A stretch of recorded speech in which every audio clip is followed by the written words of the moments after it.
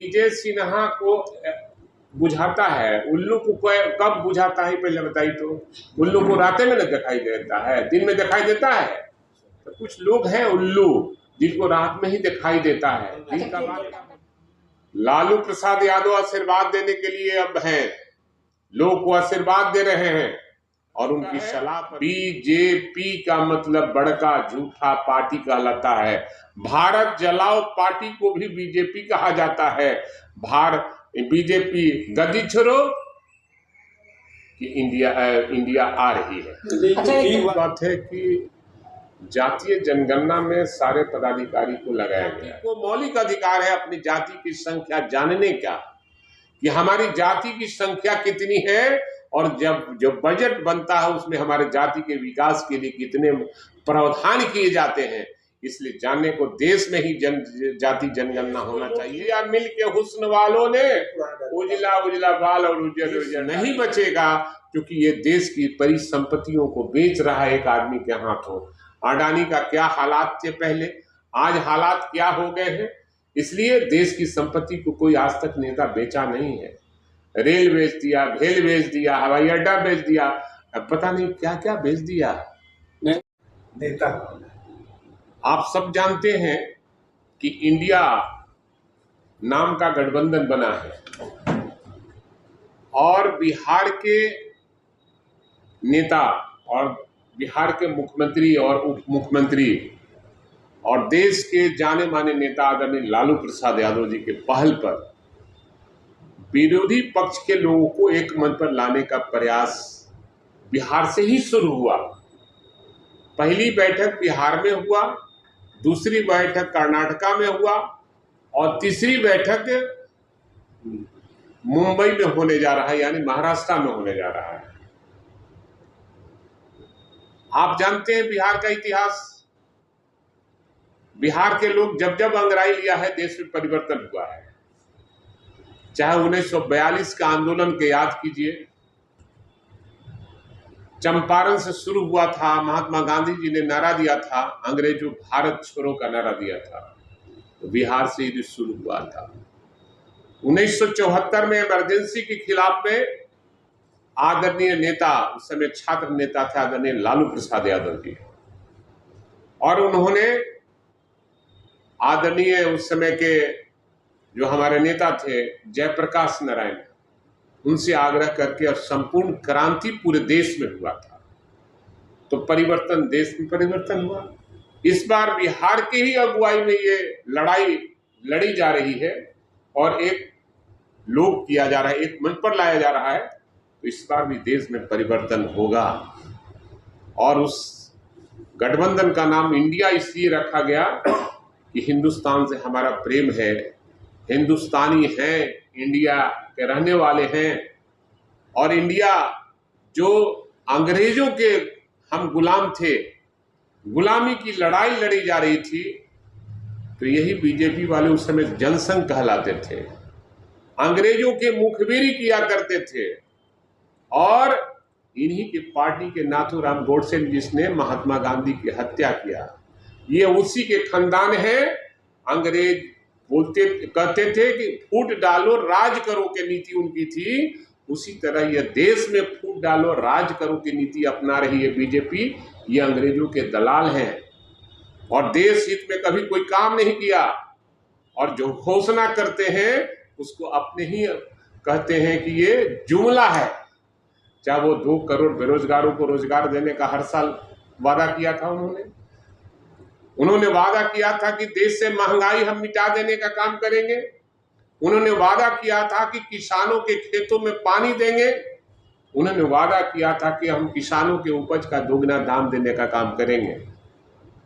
लेकिन आज न बेरोजगारों को रोजगार मिल सका 9 साल में, न महंगाई रुक सकी, महंगाई आसमान छू रहा है।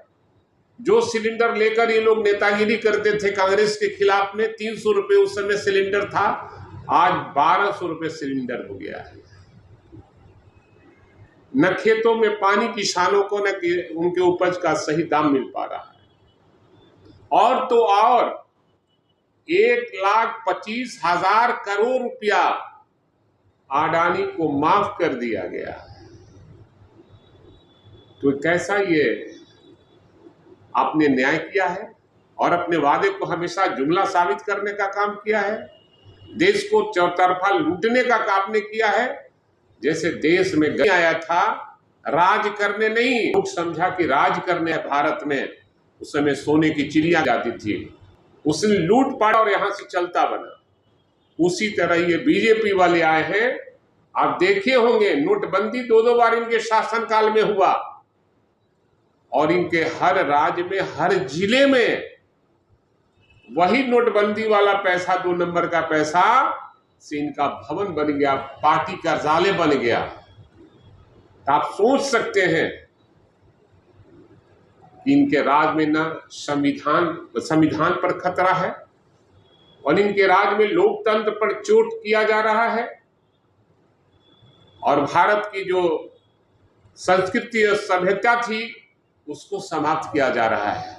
मणिपुर जल रहा है, हरियाणा जल रहा है और प्रधानमंत्री का कोई बयान नहीं आ रहा है।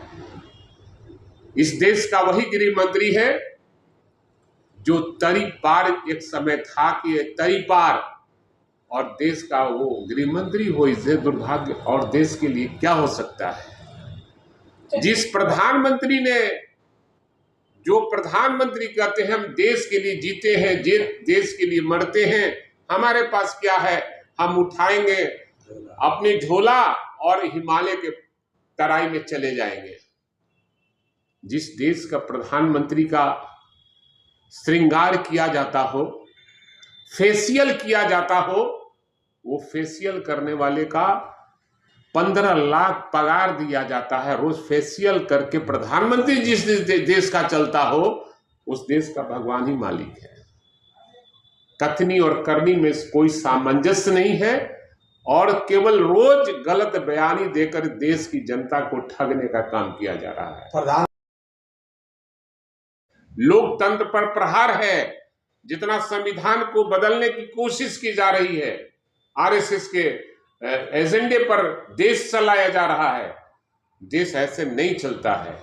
ये महात्मा बुद्ध और गौतम की धरती रही है और बिहार से चिंगारी जब निकलती है तो देश में आग लग जाता है, परिवर्तन रहता है। इसलिए बिहार यहाँ शुरू हुई है। देश में भारत बीजेपी भारत छोड़ो का नारा लग चुका है। बीजेपी का मतलब बड़का झूठा पार्टी कहलाता है। भारत जलाओ पार्टी को भी बीजेपी कहा जाता है। बीजेपी गद्दी छोड़ो कि इंडिया आ रही है।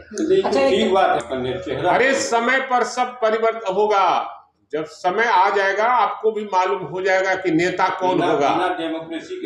डेमोक्रेसी हमारे यहाँ, हमारे लोकतंत्र में डेमोक्रेसी में सब कुछ है, सब कोई जानता है कौन नेता बनेगा। उजागर अभी नहीं हुआ है, लास्ट मीटिंग होगी तो उजागर आपको भी पता चलेगा भाई जी, और आप ही प्रचार कीजिएगा कि इसके सगे जो कौन है। एकदम सामंजस्य है, समन्वय है, तभी बैठक हो रही है और सब बिंदुओं पर बात हो रही है। ये सब तय हो गया है मनोमन, और कहां से कौन लड़ेगा, कितने दल की, कौन दल कितना लड़ेगा, सब हो गया है, केवल घोषणा नहीं हुई है। लेकिन कहीं नहीं, ये हम समझते हैं, बुरा न मानिएगा, ये गोदी मीडिया का प्रचार है कि कैसे गठबंधन टूटे, और मोदी मीडिया का भी ये प्रचार है कि गठबंधन कैसे टूटे। इसलिए भाइयों, आप पत्रकार हैं, लोकतंत्र के चौथे स्तंभ हैं, आप सही लोगों के बीच में संदेश देने का काम कीजिए। देश बचेगा तो हम राजनीति हम आप करेंगे, देश नहीं बचेगा क्योंकि ये देश की परिसंपत्तियों को बेच रहा है एक आदमी के हाथों। अडानी का क्या हालात थे पहले, आज हालात क्या हो गए हैं। इसलिए देश की संपत्ति को कोई आज तक नेता बेचा नहीं है। रेल बेच दिया, भेल बेच दिया, हवाई अड्डा बेच दिया, अब पता नहीं क्या क्या बेच दिया, लाल किला बेच दिया। कि भारत का पैदान जो है ऊपर बढ़ता ही जा रहा है विश्व स्तर पर, आप कह रहे हैं कि सब बेच दिया। अब सवाल है कि आप उनका अंग्रेजी भी भाषा सुने होंगे बोलते हुए। अच्छा, देश का प्रधानमंत्री कैसे अंग्रेजी बोलता है ये आप सब सुने होंगे। शर्मसार हुआ है भारत।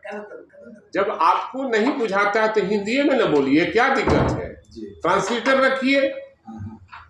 और प्रधानमंत्री केवल देश का दौरा, दूसरे विदेशों का दौरा, 192 देश का दौरा देश का प्रधानमंत्री ने किया है।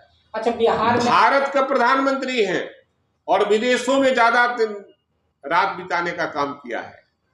आप लोग आंकड़ा निकाल कर तो देखिए। अच्छा, लेकिन ये चीज बता दीजिए कि लालू जी और अब सवाल है कि जिनके पास शब्द नहीं है, जो घबराए हुए हैं, डरे और सहमे हुए हैं, इसलिए इस भाषा का प्रयोग कर रहे हैं। भाई वो कोर्ट का बहुत बड़ी जीत हुई लोकतंत्र की, और राहुल गांधी को जिस तरह से अपमानित करने का और लोकतंत्र को शर्मसार करने का जो प्रयास किया गया था, सुप्रीम कोर्ट के अगर अच्छे जज नहीं होते तो शायद उनको न्याय नहीं मिलता। जीत हुई है, उसी खुशी में अपने नेता आदरणीय लालू प्रसाद यादव से आशीर्वाद लेने गए थे। और किसी के घर पर कोई जाता है खिलाता है तो उसको राजनीति कहिएगा। नीतीश जी को साइडलाइन नो, दिल्ली में वो थे और दिल्ली में ही वो थे, इसलिए दोनों की मुलाकात हुई है। और सब मीटिंग में सबकी मुलाकात होती है। राजनीतिक नजरों से, बुरी नजरों से न देखे। बीजेपी के चश्मा अलग होता है और देश का चश्मा अलग होता है। लालू जी संयोजक बन रहे हैं इंडिया। लालू प्रसाद यादव आशीर्वाद देने के लिए अब हैं, लोग को आशीर्वाद दे रहे हैं और उनकी सलाह पर भी सब काम भी हो रहा है। तो इंडिया का ना अभी लीडर तय हुआ, ना संयोजक तय हुआ, चुनाव 2024 अब नजदीक हो गया। आप ये समझ लीजिए, लीडर तय नहीं हुआ, लेकिन डरे सहमे कैसे हैं लोग हैं।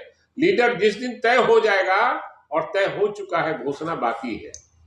संयोजक वो सब तय हो जाएगा, कौन प्रधानमंत्री बनेंगे, कौन संयोजक होंगे, कैसे कैसे चुनाव हम लड़ेंगे, कितनी सीटों पर कौन लड़ेगा, वो सब तय हो चुका है। देरी तो हम घोषणा नहीं करेंगे अभी बहुत सी बातें हैं आप लोग के सामने, अभी घोषणा नहीं करेंगे।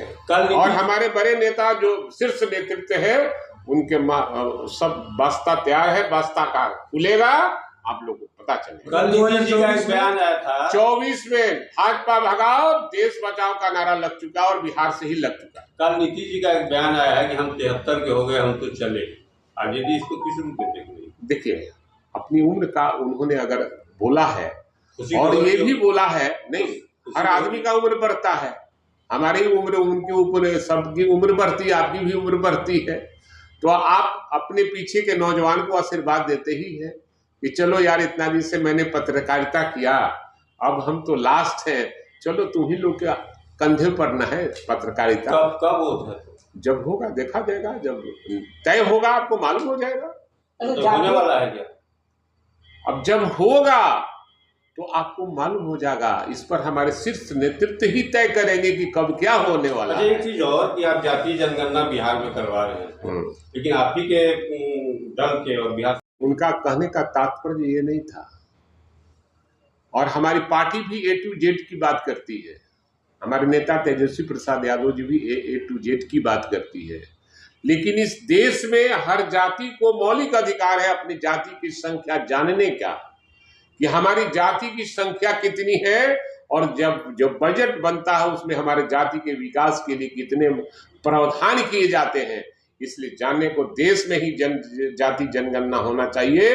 देश का प्रधानमंत्री नहीं चाहते ये जाति के लोग को मालूम हो सके कि हमारी जाति कहना नहीं है, उनका ये कहना है कि ईश्वर ने जाति नहीं बनाई है, जाति हमारे पुरखों की देन है। उन्होंने जाति है उन्होंने क्या दिया है, बयान नहीं दिया है, मैं नहीं जानता हूं। अगर उनका बयान हम सुनते तब हम कुछ उस पर बयान देते तो अच्छा लगता। जाति जनगणना, जहाँ जो कंट्री में जाति की व्यवस्था नहीं है, वो कैसे डेवलपमेंट? यहाँ अगर जाति और वर्ण का वर्णन है यहाँ, और जाति आधारित वोट का भी ये सब है, पॉकेट है, तो निश्चित रूप से यहाँ हर जाति के लोगों को अपनी जाति जानने का अधिकार है। और बजट में क्या प्रावधान हो रहा है उसको भी ये देखना होगा कि हमारे जाति का संख्या इतनी है और बजट में क्या प्रावधान किया जाए। वो तो कह रहे हैं कि अब सवाल है कि वो उन्होंने क्या बयान दिया, मैं तो सुना नहीं। और आप बोल रहे हैं तो उस पर हम कुछ बोलना नहीं चाहते। अच्छा, आप ही के ऑल इज वेल, सरकार मेरी चल रही है, ऑल इज वेल है, और महागठबंधन की सरकार है, सब कुछ ठीक है, ऑल इज वेल। मतलब अब विजय सिन्हा को बुझाता है, उल्लू को कब बुझाता है पहले बताइए तो? उल्लू को रातें में न दिखाई देता है, दिन में दिखाई देता है। तो कुछ लोग हैं उल्लू जिनको रात में ही दिखाई देता है, दिन का बात क्या बोलेंगे? कैसे पदाधिकारी है, आपको कैसा देखने को लग रहा है? उनका कार्य सरकार जाने कैसा पदाधिकारी, हम क्या जानेंगे उनके बारे में। सरकार के बारे में देश को लूट लिया है, सुनिए, देश को लूट लिया मिल के हुस्न वालों ने, उजला उजला बाल और उजर उजर दाढ़ी वालों ने। शिक्षा मंत्री का कार्यक्रम था, अपना दिवस समारोह था राष्ट्रीय विद्यालय, लेकिन इसको आप किस रूप में देखते हैं कि वहाँ न तो महागठबंधन के एक भी दूसरे दल के नेता और न ही विभाग के कोई अधिकारी नजर आए? ये जानकारी हमें नहीं है। और दूसरी बात है कि जातीय जनगणना में सारे पदाधिकारी को लगाया गया है, और जातीय जनगणना आवश्यक है, इसलिए हम समझते हैं कि सारे पदाधिकारी जातीय जनगणना में लगे हुए।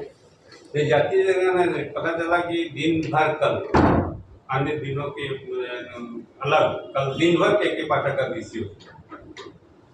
देखिए, वीसी तो हर विभाग का होता है, और उनका टाइम बंधा हुआ है कि कब होगा, इसलिए ऐसा नहीं है कि मंत्री को कोई इग्नोर करके और पदाधिकारी नहीं आए, हो ही नहीं सकता। लेकिन दल के लोग नहीं आए, दूसरे दल के लोग। ये अगर मंत्री का प्रोग्राम है तो सामाजिक कोई कार्यक्रम नहीं था, सरकारी कार्यक्रम था। सरकारी कार्यक्रम में कोई जरूरी नहीं कि सब दल के लोग रहे। जदयू के नेता जो स्थानीय विधायक के नामावती जी ने कहा कि जदयू के कार्यालय से, वो जदयू के नहीं है, वो आरजेडी के ही एमएलए हैं। दामोदर जी, हाँ वो है जदयू के। उनका कहना है कि मुझे मंत्री के, ये सरकारी कार्यक्रम था और एक विद्यालय में था सिमतुल्ला में, तो अगर कार्यक्रम में कोई नहीं शामिल होता है या नहीं बुलाया जाए, आपको पता नहीं है। दामोदर रावत जी पटना में थे, इसलिए नहीं आ सके। अगर रहते यहाँ पे तो उनको सूचना नहीं, गलत किसी ने कहा है, उन्होंने वो पटना में थे इसलिए नहीं आ सके, उन्होंने असमर्थता जाहिर की थी।